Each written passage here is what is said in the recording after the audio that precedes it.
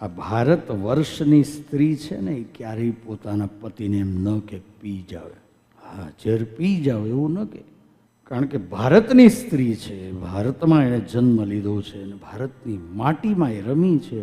અને ભારતની માટી, ભારતની ભૂમિ છે ને, એ તો સંસ્કારોની ખાણ છે. અને સ્ત્રી માટે તો સાહિત્યકારોએ પણ લખવું પડ્યું છે, નોંધ લીધી છે. સ્ત્રી માટે રઘુકુળ ભૂષણ રામનું ગાદી તણું મુહૂર્ત હતું, આજ્ઞા પિતાની પાળવાએ વિકટ જૈવનમાં વસે. જે સીતાજીએ ક્યારે જમીન ઉપર પગ નહોતો મૂક્યો, એ સીતા માતા જ્યારે રામજીને વનવાસ થયો ને, ત્યારે સાહેબ એણે કહ્યું કે મારો પતિ સુખી ને તો હું સુખી, ને મારો પતિ દુઃખી તો હું દુઃખી. એટલે જો મારા પતિ વનમાં જતા હોય ને તો મને અયોધ્યાના સુખો હરગી જ ન જોઈએ. હું પણ એની પાછળ ખુલ્લા પગે વનમાં જઈશ. આ સ્ત્રી છે ભારત વર્ષની. અને વેધ્યો કુંવરની જવાણીએ હાથે છતાં મુખડું હશે પોતાના પુત્રનું બલિદાન આપ્યું છે. ચંગાવતીએ ચંગાવતીએ પોતાના દીકરાનું માથું કાપીને એને ખાંડણિયામાં ખાંડ્યું છે અને આવેલ અતિથિને જમાડ્યો છે. હા, એટલે સ્ત્રીની નોંધ લીધી છે.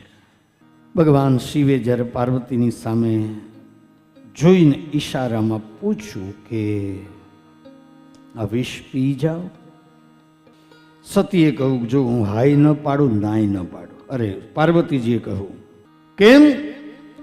તો કે જો હા પાડું તો મારા સૌભાગ્યનો પ્રશ્ન છે, અને ના પાડું તો આ સામે સમાજ ઊભો છે, એ સમાજનું શું છે, કંઈક અપેક્ષા લઈને આવ્યો છે તમારી પાસેથી. એટલે હાય નહીં પાડું, નાય નહીં પાડું. કારણ કે ગયા જન્મની અંદર તમે મને મારા પિતાને ત્યાં જવાની ના પાડી હતી, છતાં હું ગઈ હતી અને એનું પરિણામ આજે પણ મને યાદ છે. એટલે હાય ન પાડું, નાય ન પાડું. જો સતીએ યથા યોગ્યમ તથા કુરુ, તમને જેમ ઠીક લાગે એમ કરો. કારણ કે આમાં હા પાડવામાં તકલીફ છે અને ના પાડવામાં મુશ્કેલી છે. ભગવાને વિષપાન કર્યું છે પણ કંઠમાં રાખ્યું, અને કંઠમાં રાખ્યું એટલે ભગવાન શિવનો કંઠ નીલો થયો એ વિષના પ્રભાવે, અને નીલો થયો એટલે ભગવાન શિવનું એક નામ પડ્યું છે નીલકંઠ.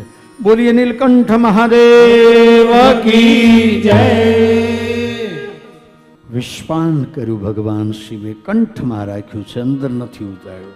જો અંદર ઉતારે, ઉદરમાં ઉતારે તો વમન થાય, એટલે અંદર ના ઉતાર્યું, કંઠમાં રાખ્યું. કંઠ નીલો થયો, ભગવાન શિવ નીલકંઠ કહેવાયા છે.